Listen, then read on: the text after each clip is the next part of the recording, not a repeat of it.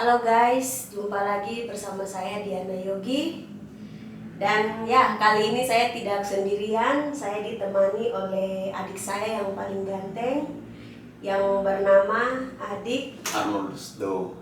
Arnold Rusdo. Ya. Jadi kita biasanya memanggil dengan ini ya, Arnold, Adik Ya, Arnold. Arnold.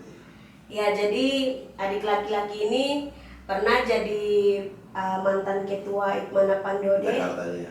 di kota Jakarta pada tahun 2017 2019. sampai 2019. Berarti kira-kira 2 tahun ya. Betul, 2 tahun. Oke. Satu periode 2 tahun. Oke. Dan kalau tidak salah sekarang adik juga ini lagi menjabat sebagai ketua Kamar Adat di Kabupaten Deiyai. Betul, Kabupaten Dogiai. Oh, Kabupaten Ketua Dogiai. Kamar Adat Pengusaha Papua, Kapapua ya. Ya, Papua. Kabupaten Dogiai. Betul. Luar biasa. Dan di samping itu, selain itu juga kalau tidak salah adik ini adalah seorang direktur juga ya, Ya, direktur di salah utama. satu PT. Betul, direktur utama PT Cahaya Tanah Abadi. Kemudian yang sedang didirikan itu baru PT Cendrawasih Papua, itu bergerak di perusahaan startup Papua begitu. Didirikan oleh kami 3 orang rekan-rekan. Salah satunya saya di dalam. Oh ya. Dan dalam waktu dekat akan ada peluncuran baru 95%. Wow, Ya. luar biasa. Begitu. Kalau boleh tahu adik sekarang umurnya berapa? Umur saya sekarang 24 tahun. Wow. 24 tahun. Kawan-kawan bisa lihat ya, umur 24 tahun tapi sudah bisa menjadi seorang pengusaha yang sukses ya, istilahnya luar biasa. Nah, mungkin adik Mulai bisa terjun ke sana. Iya, sudah mulai terjun ke sana, luar biasa. Dan mungkin adik bisa ceritakan maksudnya perjalanan adik mungkin dari Papua sampai misalnya bisa memilih kuliah di Jakarta itu seperti bagaimana itu? Oh iya, baik. Terima kasih Kak Diana yang sudah undang saya. Senang sekali, luar biasa juga punya inisiatif untuk buka ruang-ruang seperti begini. Salut. Kemudian saya juga terasa berterima kasih juga untuk kesempatan ini bisa bercerita bersama kakak. Saya menceritakan kembali kenapa saya bisa ke Jakarta, kemudian kenapa saya harus terjun ke dunia bisnis saya. Kemudian saya harus ke asosiasi. Ya, jadi untuk pikiran pertama itu semenjak menamatkan studi di SMA di SMA Negeri 1 Nagire tahun 2015, itu saya tidak ada pikiran lain, tapi saya niatnya harus lanjut ke Jakarta. Wow. Harus lanjut ke Jakarta. Akhirnya saya sedikit cerita, tanya banyak dengan namanya kakak Andreas Adi. Iya. Oh, itu teman saya itu satu angkatan. Ya, kakak. Karena itu tanya banyak, kira-kira saya ke sana bagaimana. Iya. Kemudian beliau kasih petunjuk hingga terakhir saya tiba di Jakarta. Kemudian tiba sampai di Jakarta, waktu itu sudah daftar di salah satu kampus di Jakarta. Iya. Sekolah Tinggi Ilmu Ekonomi YAI, Yayasan Administrasi Indonesia di Jakarta Pusat. Kemudian setelah di sana ada perekrutan, ada pengangkatan dari kelas-kelas nasional untuk ada fakultas ekonomi, kemudian sekolah tinggi ilmu ekonomi, itu terus ada akademi akuntansi, satu yayasan 3 kampus ini itu diangkat satu kelas yang namanya kelas internasional. Kelas internasional. Jadi ada 2 kelas, ada kelas nasional dan internasional untuk jurusan ekonomi akuntansi. Nah, karena itu sehingga saya salah satu juga yang masuk di kelas internasional. Kemudian masuk sampai di kelas internasional, dalamnya itu memang metode pembelajaran untuk menggunakan bahasa Inggris. Pada posisi saya sendiri Berarti tidak ada adik jago. basicnya. Tidak Iya. ada basicnya. Iya. Tapi dengan modal nekat, saya akan coba begitu. Dengan modal nekat, pelan-pelan mulai. Kemudian rektor saya, namanya Coirul Anwar, Dr. Coirul Anwar, SE, MBA, MFIS, GPI, GMI. Wih, Ya, gelarnya banyak juga ya. betul. Ya. Dia memberikan semester pertama begitu belajar, semester kedua mau masuk Ya. tahun 2016 bulan Februari. Ya. Itu beliau menjelaskan kalau jangan menunggu waktu untuk merancang sesuatu begitu. Iya. Merancang sesuatu, menunggu waktu setelah itu saya pulang renung. Iya. Ini kalau saya studi saja kira-kira bagaimana begitu, atau harus menamatkan dan seterusnya. Saya banyak pikiran. Iya.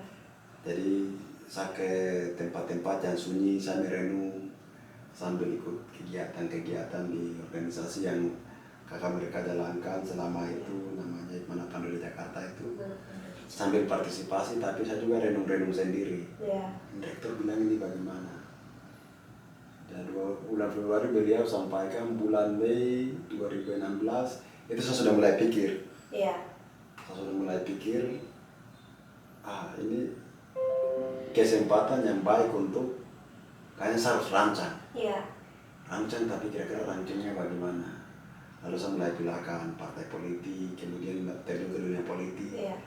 kemudian tes PNS, kemudian kira-kira sebagai apa, jurnalis dan dan lainnya. Saya pikir, kemudian saya juga sadar kalau saya ini sedang sekolah bisnis. Wow. Ya, sekolah bisnis, akuntansi. Iya.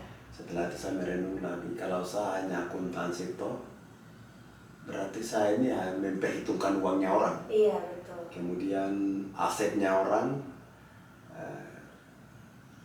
lebih ke situ, tapi tidak ke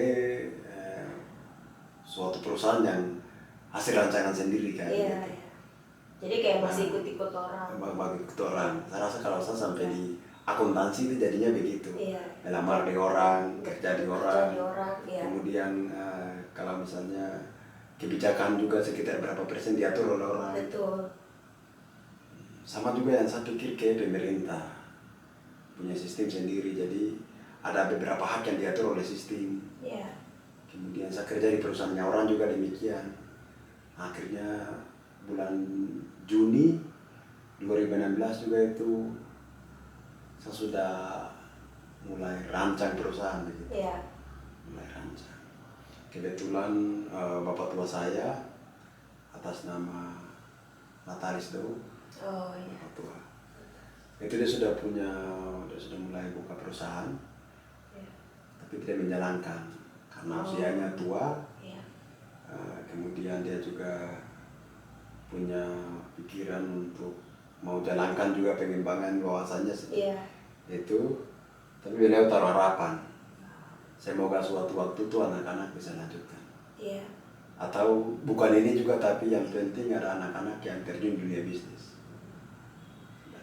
Ini setelah itu saya mulai belajar tentang bagaimana merancang visi. Iya. Kemudian misi, moto, strategi, program kerja, kemudian laporan, baik laporan secara administrasi maupun secara finansial. Iya. Setelah itu mulai rancang, setelah itu saya juga mulai belajar Lean. Jadi 2017 begitu pemilihan ketua Hikmana Pandowo itu saya masuk ke situ, ya teman-teman diberi kepercayaan sebagai ketua, tapi saya juga tidak lepas yang satu ini. Bulan Juni saya sudah mulai, saya tidak terlepas. Jadi menjalankan dua-dua. Menjalankan dua-dua. Jadi urus organisasi, urus ke kampus, tapi saya juga masih merancang perusahaan. Masih merancang. Kemudian naik-naik, saya juga gabung ke beberapa organisasi selain Hikmana Pandowo. Kemudian dalam perancangan itu ikut dengan meeting-meeting di apa. Kemudian partisipasi tentang seminar diskusi dan seminar bisnis seputaran Jakarta. Kemudian di situ tuh mengembangkan saya punya wawasan dinamika berpikir.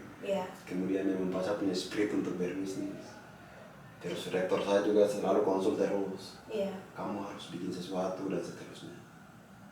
Sudah naik, kemudian 2017, 2018 karena perusahaan saya sudah rasa saya sudah bisa jalankan, akhirnya saya buka link komunikasi dengan kelompok ini bangsa-bangsa komunikasi, adik-adik, teman-teman, kakak semua Iya. mulai komunikasi. Setelah bangun komunikasinya ini kan 2019 alih ke Papua. Wow. 2019. Kemudian 2019 tiba sampai di sana. 2020 itu tahun pertama perusahaan mulai berjalan. Iya. Tetapi dengan adanya link komunikasi yang saya bangun, dengan adanya kesiapan dari 2016 sampai 19, akhirnya 20 perusahaan bisa beroperasi. Wow. Luar biasa. Jadi persiapan saya selama itu sekitaran 4 tahun. 4 tahun ya. 4 tahun ya. 4 tahun untuk mau jadi direktur, saya belajar otodidak 4 tahun. Oh, berarti belajarnya Otodidak, mandiri. mandiri ya. Luar Mandiri, biasa. kayak bisa komunikasi dengan misalnya kalau dapat pekerjaan konsultan bagaimana, tukang bagaimana, Iya. kemudian partner yang akan bantu saya bagaimana, lobby bagaimana, Iya. Betul. dan seterusnya semua itu saya belajar selama 4 tahun. Belajar dari orang yang sudah duluan, belajar dari buku, belajar Iya. dari YouTube, semua saya belajar. Kemudian setelah itu begitu naik-naiknya waktu, itu tahun pertama 2020 berjalan, kemudian naik lagi di tahun 2021 berjalan lancar lagi. Tapi kan pandemi itu tidak mempengaruhi perusahaan itu kan? Oh ya, untuk momentum pandemi pada saat pandemi juga itu terlaksananya 2 agenda. Wow. Gitu. Jadi penerbitan SK PT akte notaris persuratan semua clear Iya. di tanggal 14 Februari 2020. Kemudian pelantikan sebagai ketua KAP juga jatuh di tanggal itu. Tanggal itu. Jadi begitu naik proses pandemi berjalan, itu saya tambah laju kerja lagi. Wih. Gitu. Jadi protokol kesehatannya tetap ikuti. Iya. Tanpa menutup kemungkinan untuk saya bekerja. Jadi momentum pandemi saya bekerja keras. Tapi ada sempat mengalami kerugian begitu tidak di tahun 2021? Saya untuk mau mengalami kerugian dan lain-lain, posisi saya masih muda. Iya. Kemudian semangatnya masih ada. Iya. Jadi apapun yang terjadi itu lapang dada saja. Oh, iya. Lapang dada. Rugi ke apakah itu bukan urusan saya. wow. Itu urusan pengalaman. Iya. Jadi tugas saya adalah mulai. Iya. Gitu. Dan 1 tahun memang jatuh bangun full untuk istirahat kurang. Iya. Kemudian aktivitasnya lebih meluangkan ke situ. Kemudian dalam 2020 juga itu KAP juga jalankan. Iya. Perusahaan juga jalan. Kemudian sambil itu berjalan 2021 sama juga. KAP jalan, perusahaan jalan, tetapi tanpa rancang perusahaan baru lagi. Wih, perusahaan apa itu? Itu yang perusahaan yang hampir bergerak di startup. Perusahaan untuk semacam bagaimana GoFood. Oh ya, makanan ya. Makanan begitu. Nanti akan geser ke GrabFood, Grab, kemudian GrabCar, GrabPack dan seterusnya. Iya. Semacam itu, tapi ini pakai istilah Next. Dan sekarang Next Food, Next Car. Oh wow. Itu, Luar biasa. Oh ya, kalau itu nanti sebentar ya kita akan bahas. Nah, yang sekarang yang saya ingin tanyakan itu mengenai kamar adat ini. Oh ya. Jadi memang saya sudah sering ikuti di mungkin Facebooknya Ade Arnold. Nah itu kan memang banyak membagikan informasi-informasi penting juga di situ. Nah kemudian kalau bicara terkait kamar adat itu maksudnya idenya tuh datangnya dari mana begitu sampai terbentuk kamar adat gitu. Oh iya. Iya, mungkin Ade bisa jelaskan. Siap. Baik. Terima kasih untuk kamar adat Denusa Papua itu sendiri. Iya. Ini awal berdiri di tahun 2006. Oh. Tahun 2006. Sebelum daripada itu nama pendirinya Bapak John Mamuhaluk. Wow. Bapak John Mamuhaluk. Bapak John Mamuhaluk ini dia termasuk salah satu pengusaha orang asli Papua yang sukses. Iya.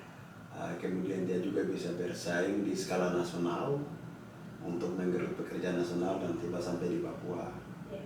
Tapi dia terasa tidak banyak kader yang datang di belakang beliau. Ya. Dalam tanda kutip orang asli Papua. Ya. Untuk dunia bisnis. Betul. Terutama jasa konstruksi dan sektor real. Ya. Kemudian beliau mulai bangun konsolidasi komunikasi. Kemudian selama itu dia jalankan dengan orang yang dia percaya. Ya. Mulai jalan keliling Papua. Kemudian berlilinglah di tahun 2006. Berarti keliling itu per kabupaten mungkin. Per kabupaten, nanti beberapa kabupaten. Dan rasa kemana kunjungi siapa, tapi seputaran itu diskusi untuk mendirikan barang. Iya. Ya, itu Kamar Rakyat Pengusaha Papua itu sendiri. Iya. Kemudian setelah itu, setelah deklarasikan Kamar Rakyat Pengusaha Papua, beliau juga tidak berhenti sampai situ. Iya. Beliau mulai mendorong ke Perku, mendorong ke rekomendasi MRP, Iya. kemudian Dewan Adat, kemudian dari Kotsus, kemudian Hak Manifesto PBB. Iya. Terus mulai naik lagi itu Perpres nomor 17 tahun 2019. Iya. Tentang orang asli Papua. Iya. Kemudian berangkat dari itu akhirnya Kamar Rakyat Pengusaha Papua sendiri itu dia berdiri kokoh. Iya. Khusus untuk bekerja di sektor murni bisnis. Wow. Ya, murni bisnis. Jadi dia menjadi payungnya seluruh pengusaha asli Papua, khusus bisnis. Iya. Ya, jadi entah itu dia mau buka bisnis menjadi pedagang kaki lima, menjadi mau pasar, menjadi tukang ojek, menjadi jasa konstruksi, pemilik produk apa, itu urusan. Yang penting dia upaya organisasinya Kamar Rakyat Pengusaha Papua. Pikiran besar ini yang beliau bermaksud untuk dirikan sampai yang hari ini ada. Terus sebenarnya setiap Kamar Rakyat Pengusaha Papua sendiri itu ada di 42 kabupaten kota, 7 wilayah adat, kemudian 2 provinsi, dan di dalamnya itu 1 pengurus pusat, yaitu Badan Pengurus Pusat, Ketua Umum Badan Pengurus Pusat Kamar Rakyat Pengusaha Papua. Itu. Sementara ini masih menjabat Bapak Musa Haluk SE. Oh, berarti orang Papua juga ya? Betul, orang Papua. Memang ini organisasinya khusus untuk orang Papua. Wah, luar biasa. Ya, khusus untuk orang Papua. Kemudian saya dapat amanah di tahun 2019 akhir, tanggal 5 Desember. Setelah itu tanggal 5 juga, sekitar tanggal 10 itu mulai pembentukan panitia untuk pelantikan. Sekaligus konferensi daerah, Konferda. Setelah itu Konferda terlaksana di tanggal 14 Februari 2020. Kemudian 2020 juga setelah pelantikan itu sudah mulai bergegas untuk melayani. Jadi di Dokia untuk sementara saya ketua definitif pertama. Jadi semenjak 2006 sampai yang hari dimana kami pelantikan itu PLT semua. PLT semua. Setelah itu di tanggal 14 Februari setelah konsolidasi, koordinasi, komunikasi kami antara pengusaha sudah mulai bagus. Setelah itu mulai pikir sampai di pelantikan, konferensi, setelah itu pelantikan, itu baru definitif pertama. Jadi kerjanya itu sudah mulai harus banting tulang untuk administrasi, manajemen, kemudian koordinasi, konsolidasi semua. Dan akhirnya saya memutuskan mumpung masih muda, ya mengisi waktu. Luar biasa. Saya mengisi waktunya di tempat lain. Kemudian sampai saat ini masih aktif melayani. Kira-kira dalam proses pelayanan dan lain-lain, pertanyaan berikut ada bisa saya jelaskan lagi. Luar biasa. Luar biasa. Dan itu mungkin kalau pelantikan pertama itu kan biasanya ini tuh mungkin adik sendiri kak. Nah kemudian anggotanya itu kan nanti cari lagi tuh, misalnya kayak pengkaderan atau apa gitu. Nah kemudian mungkin adik bisa jelaskan kegiatan apa saja yang memang sudah dilakukan oleh kamar adat itu terhadap ya masyarakat di Dogiai. Siap. Untuk sementara ini yang sudah berjalan kan memang kalau kau berbicara itu lebih apa yang sudah kami kerja. Iya betul. Kami kerja ya. Kalau kritik ke pemerintah atau kritik ke kelompok mana tidak. Iya. Tapi kami lebih ke apa yang kami kerja. Wow. Dan lebih ke apa yang kami mau join working. Iya. Mau join workingnya dengan siapa? Setelah itu kami juga mengupdate ke media juga yang apa yang kami kerja. Iya. Lebih ke situ. Maka itu saya menjelaskan kembali apa yang kami sudah jalan. Iya. Itu semenjak pelantikan karena pandemi. Iya. Kami juga mulai koordinasi dengan dinas kesehatan dalam hal ini bagian humas. Iya. Di sela-sela mengumumkan COVID-19 dalam hal ini pentingnya masker dan lain-lain ke masyarakat. Protokol kesehatan. Kami dapat menganalisis bahwa pandemi ini berdampak juga ke ketahanan pangan. Iya. Dalam hal ini jika berjalan sampai lockdown berturut-turut berarti bisa mengalami musibah kelaparan yang besar-besar seluruh dunia. Iya. Nah, kami tidak hanya di Indonesia, Papua dan Dogiai sendiri. Iya. Tetapi kami melihat itu dari segi dunia ini. Iya. Karena gempar-gempor, kami juga mulai bangun statement untuk pentingnya pengembangan pangan lokal. Iya. Pada momentum itu juga kami mulai sosial, kami membentuk 8 tim. Kami bentuk karena 10 distrik, kami bentuk 10 tim. Tetapi dari 10, 2 distrik ini terisolir. Iya. Jadi mereka itu masih aman dari yang namanya COVID. Dikarenakan kendaraan tidak ada jalan tembus untuk roda 2, roda 4. Masuk ke dalam. Iya, itu distrik Piaye dengan distrik Sukikaya Selatan. Iya. Tetapi dari Mapia Barat, kemudian Mapia Tengah, kemudian Mapia, terus kemudian Kamu Selatan, Barat, Timur, Utara. Nah, itu kami sosialisasikan selama 1 minggu. Kemudian itu kami menggunakan bahasa daerah dengan bahasa Indonesia. Terjemahkan. Setelah itu 1 minggu berjalan selesai. Selanjutnya kami juga mulai bentuk kelompok kerja. Jadi kami punya 10 titik kelompok kerja di Dogiai, yaitu namanya petani model. Petani model. Jadi kami belanja alat-alat kerja, sikop, dan parang. Kemudian itu kami kasih ke kelompok kerja yang benar-benar kerja.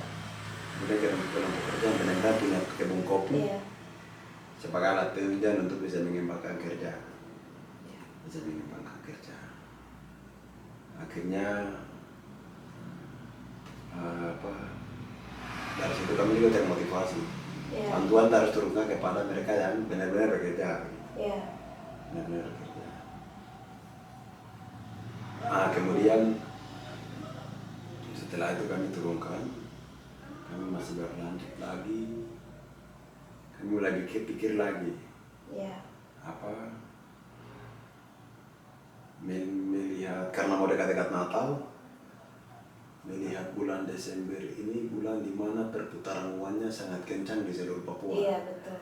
Seluruh Papua. Betul.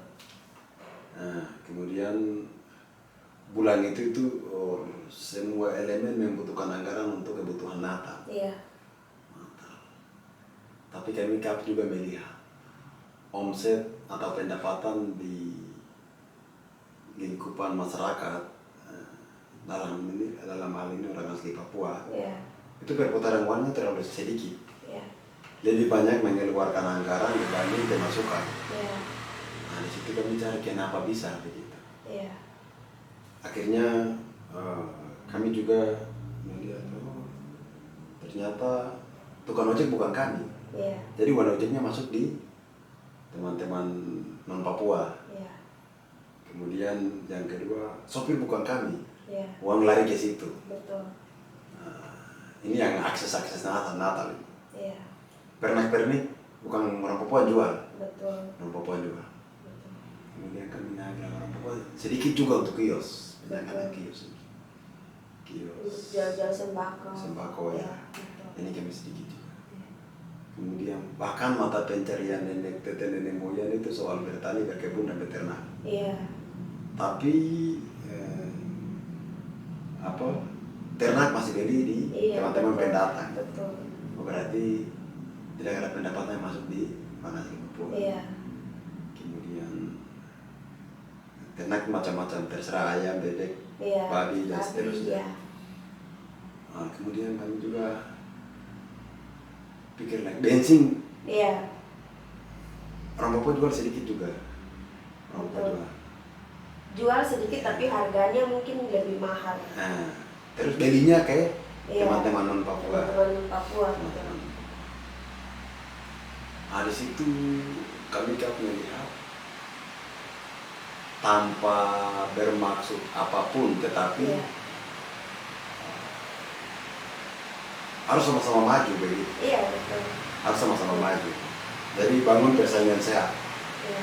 Nah, sektor-sektor yang ada sebutkan orang Papua harusnya ada yang muncul yang begitu. Iya. Tapi karena tidak ada, ya sebagai pemerhati ekonomi dan juga pimpinan lembaga, Iya. kami juga mengeluarkan statement di situ Iya. bahwa saya akan hormat dan saya akan melihat Iya.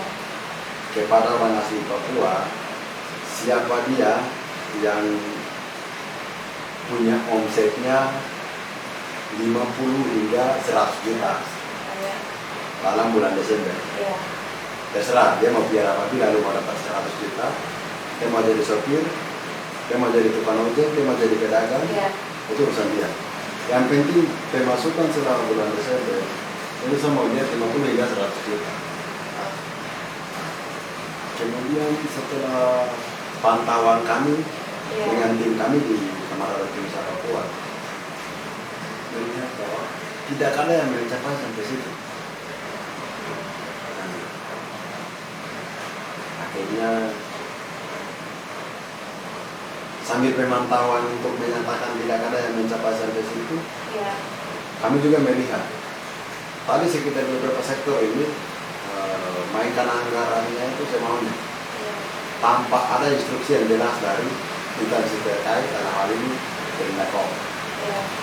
Nah, di situ kami juga lakukan tindakan jumpa pers Iya.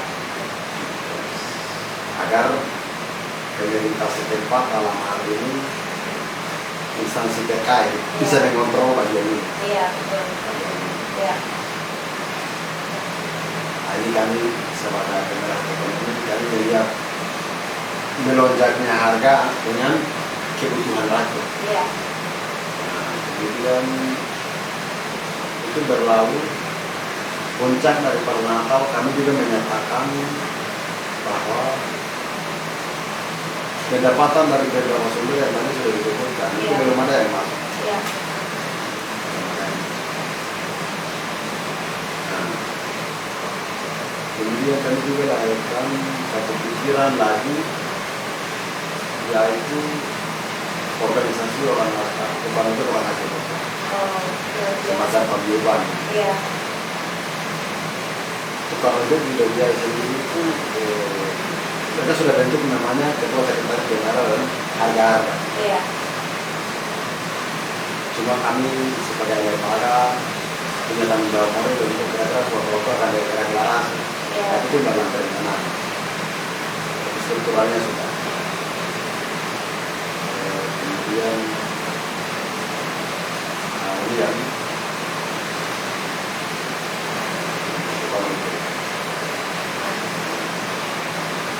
kemudian kami juga mulai pikir untuk pasar lagi. Kami mau bawa keluar untuk kira-kira penyediaan pasar. Tapi sejauh ini mungkin pemikiran dari Ade sendiri itu sudah terlaksana apa masih masih proses atau apa gitu. Seperti misalnya tadi mau bikin ojek online atau mungkin pasar apa tadi jual-jual sayur. Nah itu memang sudah sudah dilaksanakan kah atau masih dalam proses perencanaan gitu? Kalau untuk itu, perusahaan digital dalam hal ini Nextro tadi itu usaha pribadi. Tidak masuk tidak. Tapi tetap karena orang Papua yang ini, dia juga orang. Nah, kemudian untuk penurunan kerja itu yang sudah kami lakukan. Dan tadi ada semua itu yang sudah kami lakukan. Oh, itu sudah dilakukan.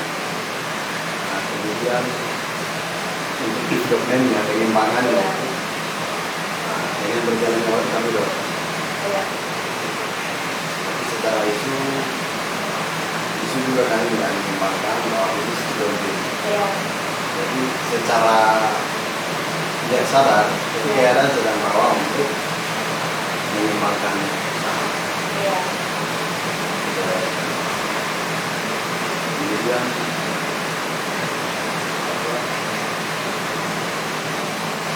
yang jadi perencanaan itu sebenarnya ada, tapi kami sebagai lembaga pemerintahan rakyat,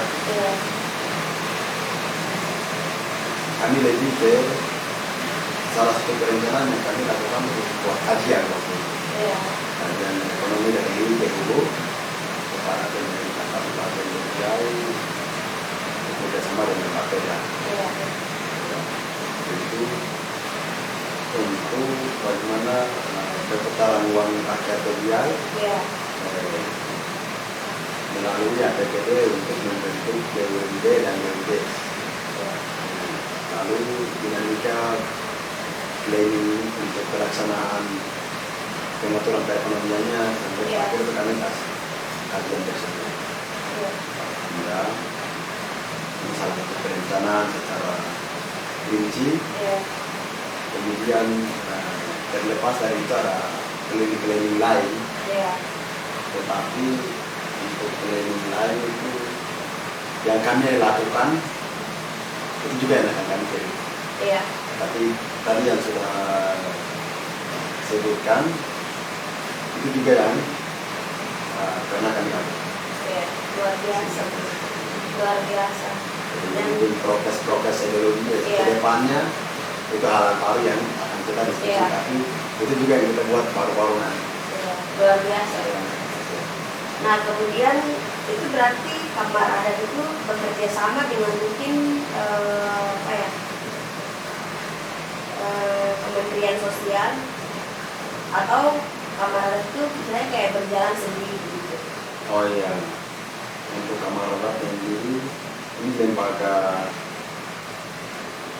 masyarakat yang dia siap bermitra sepanjang output daripada program-program di pemerintah itu langsung sasaran ke rakyat.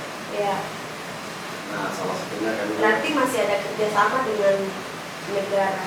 Betul, mitra. Mitra Kamar Adat itu dia sebagai mitranya antara mitra atau medianya antara pemerintah dan rakyat.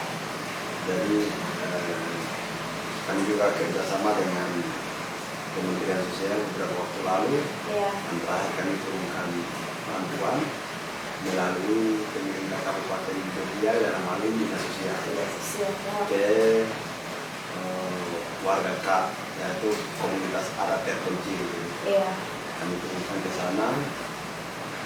Kemudian kami juga sedang jalankan lobby ke beberapa kementerian yang bisa langsung turunkan ke rakyat.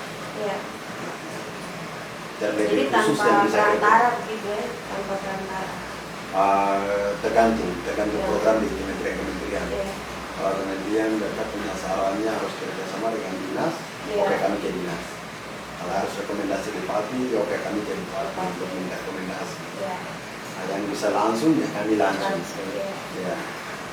Jadi sepanjang itu langsung apa kegiatannya itu langsung ke rakyat, lalu menguntungkan rakyat. Nah, di situ kami siap bersama. Tapi yang merugikan rakyat itu juga kami siap pasang badan untuk mengatakan itu tidak. Tapi kalau untuk yang menguntungkan rakyat, kami pasang badan untuk menyiapkan. Nah, itu siap dan kita dalam. Tapi yang merugikan tidak.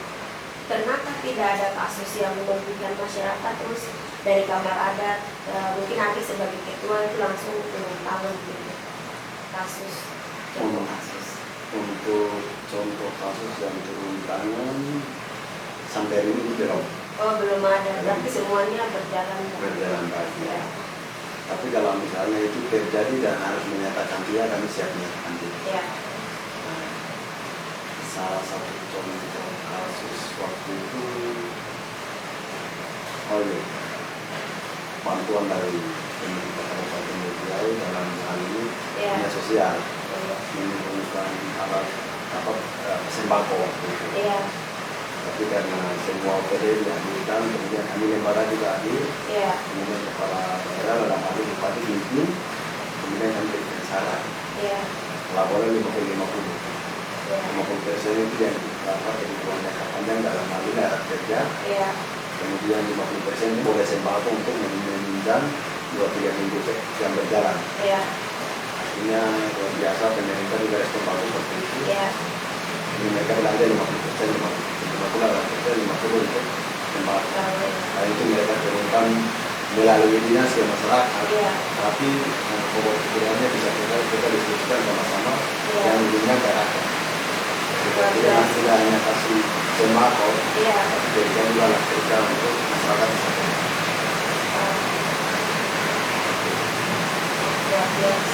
Yang kami bisa dari dunia yang tinggi. Kepikiran bagus yang sudah dilayakan oleh negara terserah, pemerintah pusat, pemerintah daerah atau provinsi. Tetapi yang ini merugikan atau menguntungkan karena dalam waktu yang singkat. Kami juga berusaha memikirkan coba yang berjangka. Jadi waktu itu sembako dikasih, tapi kan kita coba lah kerja lagi. Karena sembako itu mereka bisa hidup di kedua. Bahkan sampai terakhir kami bilang kalau bisa produksi lagi mesin. Jadi dia lebih yang sudah kerja adalah kerja ini, kemudiannya itu kita memproduksikan tentang kira-kira kalau dari hujan bisa dari tepung, keripik, kemudian kacang-kacangan, bisa menjadi ciki-ciki dan seterusnya. Mungkin ubi digoreng apa? Bisa juga dari gorengan. Berarti lebih ke pemberdayaan. Nah ya, cuman Kamar Adat Desa Papua secara sektoral itu mengeluarkan hal-hal yang sifatnya pemberdayaan. Jasa konstruksi pun sama. Kami juga bekerjasama dengan Balai Hidup Provinsi di Jayapura untuk peningkatan kualitas development untuk jasa konstruksi pemilik PT. Dan itu kami sudah laksanakan. Kemudian tahun-tahun yang mendatang juga kami bermaksud untuk itu agar kualitas dari para kontraktor menjadi dorong naik dan meningkatkan kualitas. Seperti demikian. Luar biasa. Berarti kalau sudah masuk ke pemberdayaan masyarakat sudah berbicara soal sosial. Betul. Lembaga juga maunya seperti itu. Jadi kelompok kontraktornya itu mereka berkembang tanpa menutup kemungkinan kelompok ekonomi sektoral, peternakan, perkebunan, perikanan, perindustrian, perdagangan. Ini tidak boleh berhenti. Nanti harus jalan. Harus berimbang. Jadi bagaimana caranya masyarakat setempat ini mereka bisa menghidupi dari apa yang mereka punya. Tapi kami tidak memaksakan kamu harus berikan. Tapi lembaga mau kamu harus hidup dari mampu kamu. Untuk kamu menghidupi diri sesama dari hasil tanah yang ada. Tapi begini, itu luar biasa. Nah, kalau kita berbicara tentang misalnya ada bantuan dari misalnya dinas sosial atau dari mana lah pemerintah manapun yang membantu kamar adat. Nah itu kan tidak terlepas dari mungkin saja ada oknum-oknum yang bermain kotor di dalam. Ya mungkin bukan adik laki-laki tapi bukan Carlo, tapi misalnya kayak ada ketua lain dan kabupaten lain, pernah ada kasus tidak seperti itu? Itu apa? Kami sebagai lembaga kami lebih ke yang penting mengalir saja lah. Artinya pemerintah punya program tanpa kerjasama dengan kami, tapi langsung turun kerja dan rakyat terasa. Di situ kami hormat.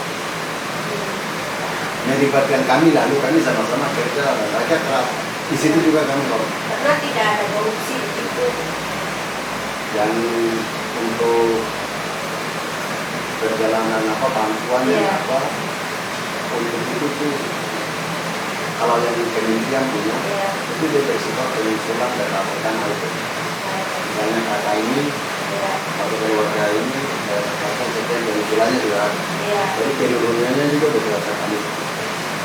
Tapi karena masyarakat kami di atas ini mereka punya sosialnya tinggi, jadi satu kali turun bantuan itu baginya dari sana. Bank Indonesia. Ya.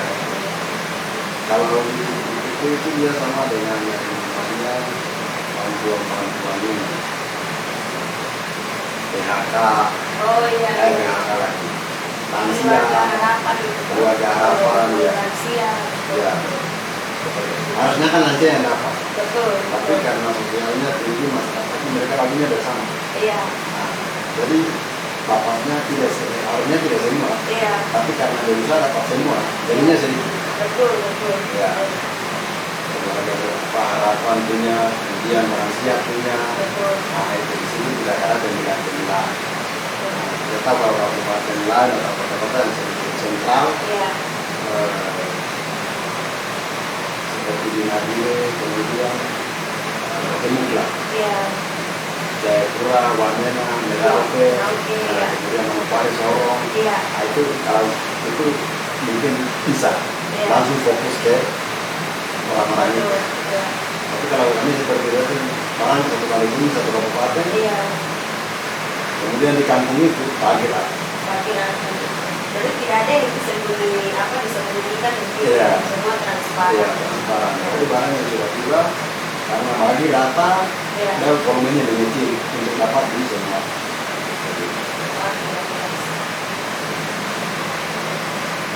Jadi kalau misalnya ada kakak langsung pagi, sebenarnya kebutuhannya sudah begitu sudah tempat.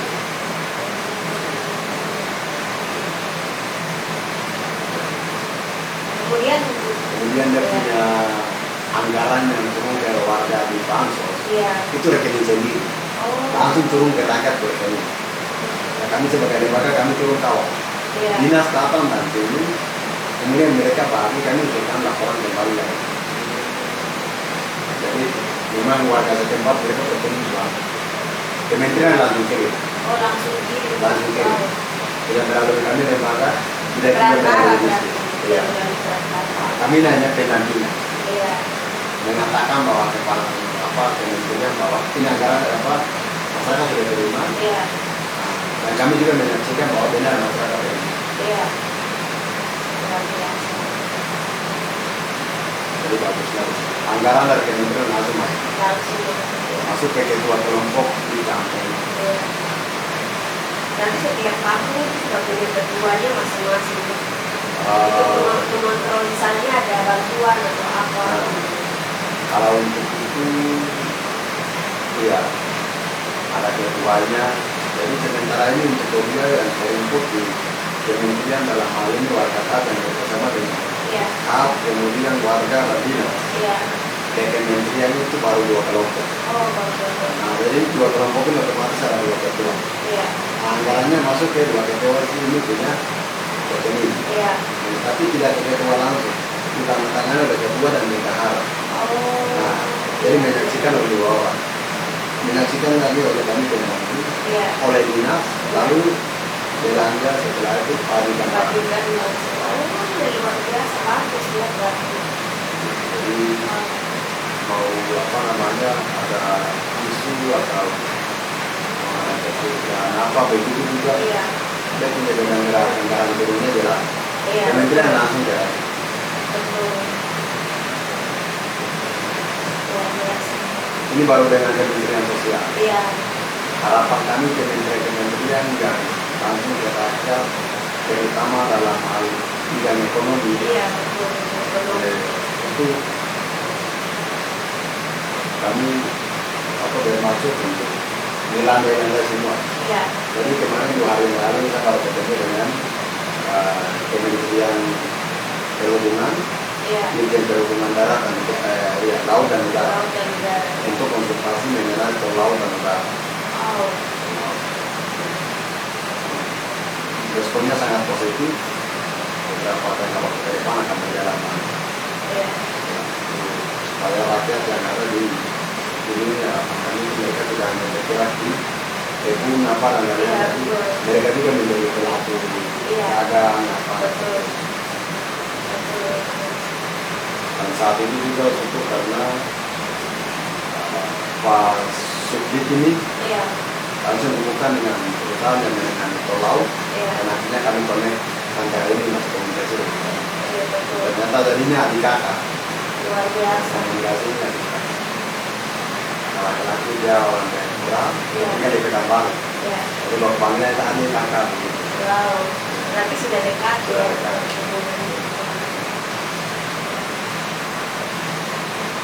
Tadi kalau berbicara soal ekonomi itu kan kalau kita lihat misalnya ke orang tua kita misalnya yang di kampung atau ya di kampung lah itu kan memang mereka tuh misalnya menanam kacang atau menanam ubi itu kayak langsung dikonsumsi gitu. Jadi kayak tidak ada pemasukan yang masuk itu kan banyak sekali yang seperti itu. Nah mungkin kalau dengan kehadiran Kamar Adat itu juga sangat penting ya maksudnya saya berperan penting untuk keluarga kita, bahkan kita sendiri, bahkan saya sendiri dan anak-anak muda yang di sini belum pencarian ini. Betul. Kalau untuk itu harapan kami itu lebih ke development untuk petani-petani yang ada di sana. Iya, itu luar biasa. Mereka tidak belajar namanya dari petani. Iya, betul. Tapi mereka membutuhkan yang pertama itu peluang pasar. Iya, betul. Yang kedua itu siapa pembelinya. Iya. Untuk menentukan peluang pasar dan pembeli itu kami ini sedang berupaya bagaimana mengalihkan industri. Iya. Tapi di situ tuh tenaga kerjanya harus mereka sendiri. Iya. Petani juga mereka, Iya. pemasakan juga mereka. Harus orang daerah Orang setempat. setempat. Iya. Lalu hasil produknya mereka ini yang mengkonsumsikan ke luar. Iya, luar biasa. Perputaran ekonomi harus mereka benar-benar ras. Iya. Karena setelah Georgia ini, itu lah Georgia itu tidak ada tanah lagi. Betul. Tidak ada tanah. Iya. Kalau mau datang dari pekerjaan di Jayapura, mau datang dari pekerjaan di Jakarta, Iya. itu sentralnya ibu kota. Iya. Tetapi khusus untuk Doria ini, setelah Doria ini, rakyat Doria sudah tidak ada tanah. Iya. Nah ini ya bagaimana mereka ini bisa hidup dari petani. Iya, luar biasa. Minimal mereka bisa menghidupi kebutuhan keluarga. Itu harapan kami. Betul. Jadi setiap ketua-ketua yang Kamar Adat ini kebanyakan anak-anak muda berarti. Semua ketua-ketua Kamar Adat yang ada ini mungkin tadi Ade Arnold yang paling muda ya. Betul. Itu 42 kabupaten kota. Iya. Kemudian 7 wilayah adat. Iya. Terus pusat. Ada semuanya untuk sementara ketua daerahnya Satria Muda di usia 23 sudah dapat amanah. Wow. Sebagai ketua KAP. Iya. Luar biasa, tidak gampang. Dan apa tadi Kamar Adat itu kan dia itu kan sebuah organisasi atau lembaga itu. Jadi ternyata seperti yang tadi ini di luar dari ini ya. Tadi kan sudah dijelaskan bahwa dia tidak tidak ada yang membiayai, maksudnya tidak ada dana begitu. Itu mungkin ada bisa cerita sedikit. Untuk itu Kamar sendiri itu sebagai suatu wadah Iya. di mana memperjuangkan hak masyarakat Papua Iya. khusus di bidang ekonomi. Iya. Kemudian Kamar Rat sendiri itu lahir dari produk Otsus. Oh, dari Otsus. Undang-Undang 21 Iya. tahun 2001 tentang otonomi khusus. Iya. Kemudian ada juga lahir dari rekomendasi MRP. Iya. Kemudian dia juga lahir dari rekomendasi Dewan Adat untuk Kamar Adat Penusa Papua. Iya. Kemudian sumber dananya itu dia operasional turunan dari dana Otsus. Oh. Tetapi anggaran tersebut tidak semua kabupaten tersalur. Iya. Dalam hal ini operasional dan dana hibah ke Iya. Kamar Adat Penusa Papua itu sendiri. Iya. Iya. Namun ada beberapa kabupaten yang sudah mulai berjalan seperti Lanijaya. Iya. Itu sudah mulai berjalan sekitar 8 atau 9 miliar begitu. Oh, Di wow. tahun lalu diberikan untuk ekonomi mandiri bagi rakyat melalui Kamar Adat Iya. Papua itu sendiri. Iya. Jadi di sana mereka mulai dirikan produk tahu, Iya. kemudian beberapa kios-kiosan, Iya. binangkap begitu. Iya. Kemudian beberapa kabupaten lainnya juga sedang berdiri seperti begitu. Iya. Untuk kami di DBI yang pemerintah siap berjoin working, kami siap. Iya. Tanpa menutup kemungkinan kami juga bergerak. Iya. Begitu. Jadi kami berjalan apa adanya. Iya. Join jalan, tidak juga jalan. Iya. Luar biasa. Jadi tapi harapan kami ke depannya keharmonisan kerjasamanya itu bisa lebih meningkat lagi Iya. dari yang sebelumnya. Dari yang sebelumnya. Iya, itu harapan kami. Baik dari sumber anggaran, Iya. tapi ketidaksupport anggaran dan seterusnya itu tidak menutup kemungkinan juga untuk kami tidak bekerja dan melayani. Iya. Tapi kami tetap ada di koridor melayani. Luar biasa. Nah, itu seperti begitu singkatnya. Iya. Walaupun ada dana atau tidak ada dana, Itu bukan tetap urusan. bukan urusan. Ya, tugas kami adalah melayani. Wow. Itu. Luar biasa. Tugas kami melayani. Iya. Dan memang masyarakat yang terlibat dalam Kamar Adat ini kan punya usaha-usaha juga tuh. Ya, Itu apakah usahanya itu semuanya bergantung ke Kamar Adat atau ada yang punya usaha individu dan lain-lain? pada prinsipnya untuk sementara ini kami dari Kamar Adat Penusa Papua itu sendiri dari usaha yang sudah ada oleh masyarakat masing-masing, Iya. entah itu siapapun dia, kami lebih jaya pemberian pemahaman. Oh, memberikan Jadi pemahaman. agar mereka ini developmentnya itu lebih meningkat, Iya. pengembangan usahanya agar maju. Iya. Jadi kira-kira siapa yang punya kios mampir di situ, duduk Iya. diskusi. Ini depan ini jual bensin bagus nih. Iya. Nah, berjalannya berapa hari kemudian, terus jual bensin. Kemudian kira-kira, di sini nih, kira-kira pompa ban bagus nih. Iya. Sudah mulai sediakan dan seterusnya. Iya. Nah, jadi kami lebih bangun isu-isu yang sifatnya mengembangkan semangatnya mereka. Iya. Meski kami tidak dukung secara finansial, Iya. tapi kami dukung secara koordinasi, motivasi, memberikan semangat, pengawalan, pengontrolan. Iya. Kami lebih ke situ. Dan dengan begitu saja rakyat sudah mulai dan sudah berkembang Dan itu pengaruhnya ada. dan kental. Kental. Wow, luar biasa. Dan hal itu kami mesti tingkatkan lagi Iya. agar dia menambah dari yang ada. Itu Iya. harapan kami seperti itu. Luar biasa. Wah, tidak terasa ya. Terima kasih banyak Siap. untuk Ade Arnold. Mungkin ini sudah 1 jam ya. Tidak terasa juga. Betul. Ya mungkin di akhir sesi ini Adit bisa memberikan masukan untuk teman-teman yang nonton Diandaya Wijaya. Oh iya. Iya. Siap. Ini sebagai motivasi Iya, motivasi, betul. dan harapan saya kepada semua elemen dalam hal ini, siapa dia yang siap mau berdinamika dalam dunia bisnis, usaha. Jadi selama ini cara pandang kita bahwa ada uang lalu memulai usaha. Iya. Coba paradigma ini diubah dengan mulai usaha lalu datangkan uang. Ini pertama. Kemudian yang kedua, memulai dengan apa yang kita punya, tanpa mengharapkan lebih. Itu yang kedua. Kemudian yang ketiga, ide dan planning saja tidak cukup, harus action. Betul, harus turun lapangan. Harus turun. Iya. Teman-teman yang jurusan peternakan tidak sampai di kertas tapi terjun di kotoran ternak. Iya. Teman-teman yang perikanan tidak hanya sampai di teori tapi harus memiliki kolam ikan. Iya. Demikian juga teman-teman yang jurusannya ekonomi, akuntansi, manajemen dan seterusnya seperti saya ini.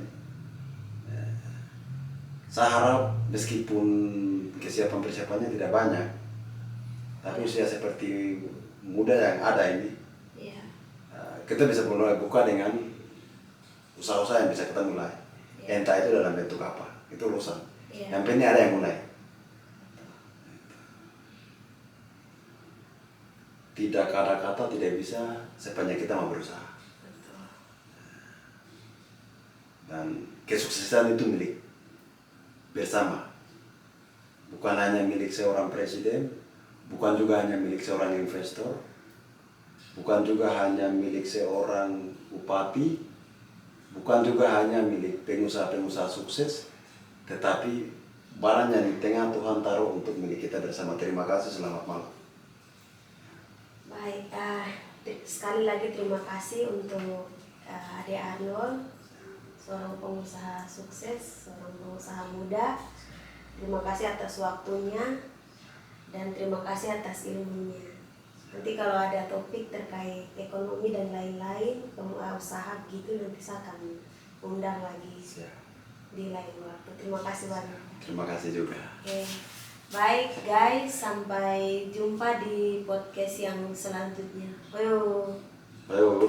Selamat malam.